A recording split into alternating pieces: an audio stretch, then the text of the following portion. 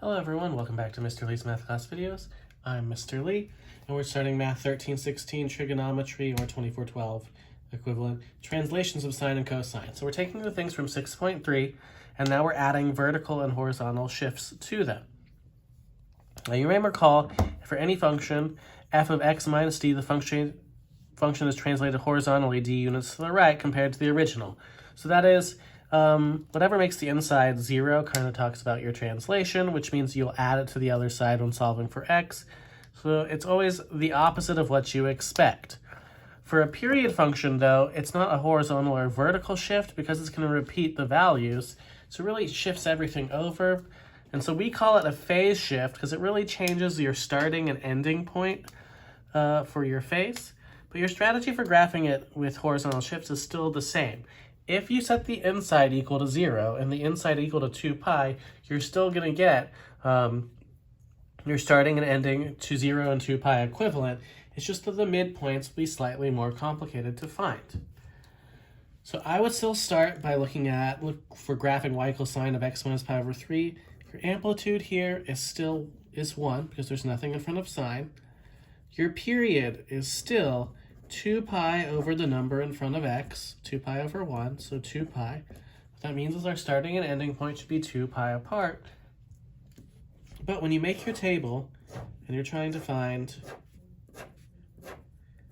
your 5 values, your starting point is not going to be 0 and 2 pi here because I have to set my inside, x minus pi over 3 equal to 0, and x minus pi over 3 equal to 2 pi.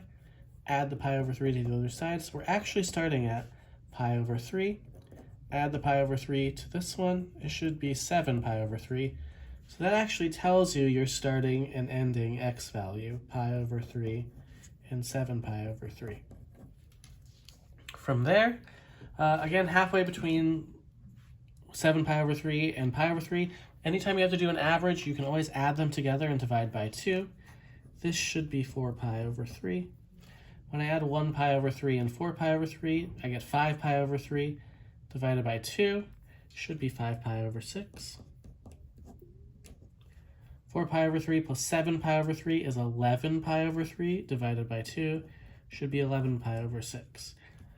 These should still correspond to your 0, pi over 2, pi, 3 pi over 2, and 2 pi if you did the algebra right.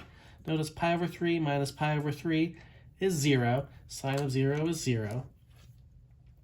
Getting a common denominator between these two, 5 pi over 6 minus 2 pi over 6 is 3 pi over 6, which is pi over 2. So it does show that this pattern is going to continue like the normal sine pattern all the time. 0, 1, 0, negative 1, and 0. And since there's nothing to be multiplied by, these are really my x and y values. Pi over 3, 0, 5 pi over 6, 1, 4 pi over 3, 0, 11 pi over 6, negative 1, and 7 pi over 3, 0. The tricky part about this is we can't necessarily always go by the same units when we're looking at the graph. I know that it's going up and down, so 1 and negative 1. But if I want to hit all of these, I probably have to go by pi over 6's. Pi over 6, pi over 3, pi over 2. This makes 2 pi over 3, 5 pi over 6. Then we're at pi. 7 pi over 6, 5 pi over 3, 3 pi over 2. And we keep going. 3 pi over 2. The next one is a pi over 3. Oh, sorry, this one should be 4. This is 5 pi over 3. This is 11 pi over 6. Then we're at 2 pi. After that will be 13 pi over 6. And finally here, we hit our 7 pi over 3. So as you can see, it's pretty spread out, but not too bad to graph. We just plot our points. Pi over 3, 0. 5 pi over 6 is at 1. 4 pi over 3 back to 0. 11 pi over 6 at negative 1. And at 7 pi over 3, we're back to 0.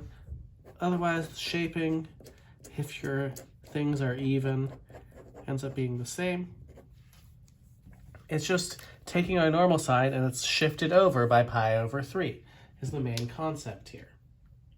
So now let's see what one looks like if we have multiple things going on, possibly amplitudes or other things, how we would approach it. My strategy generally is always the same. Start by finding the amplitude. Here the amplitude is the absolute value of the 3, which is 3. Our period is still 2 pi over the number in front of x, which is a 1. So we have a period on this cosine of 2 pi. Now, like I said, I set the inside equal to the beginning and the ending point. So the normal starting and ending point for cosine and sine are both 0 and 2 pi. Subtract the pi over 4 to the other side. So I'm really starting at negative pi over 4 here. When you subtract pi over 4 from 2 pi, you get 7 pi over 4.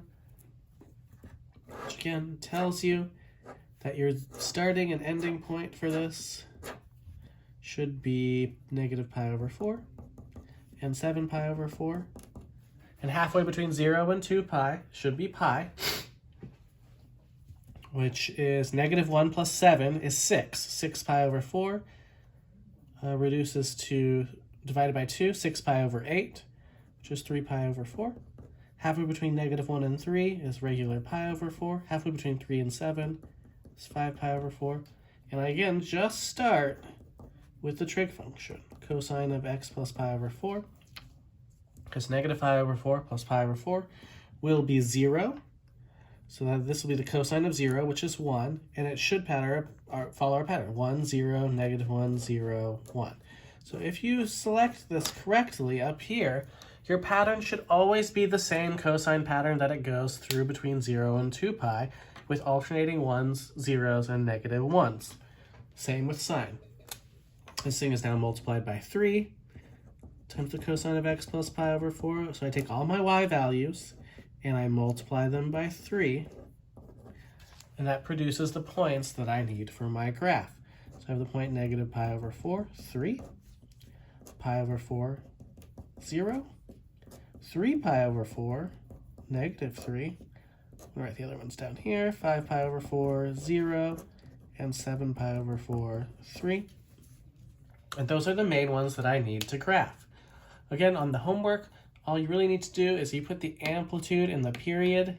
When you set it equal to 0, this number is your phase shift. So when you're doing that, the number when you set it equal to 0 here is your phase shift because it tells you how far it's moving left or right. So negative pi over 4 means it's moving left pi over 4. Let's plot our graph. I'm going to go by pi over 4s because this is negative pi over 4, 0, positive pi over 4.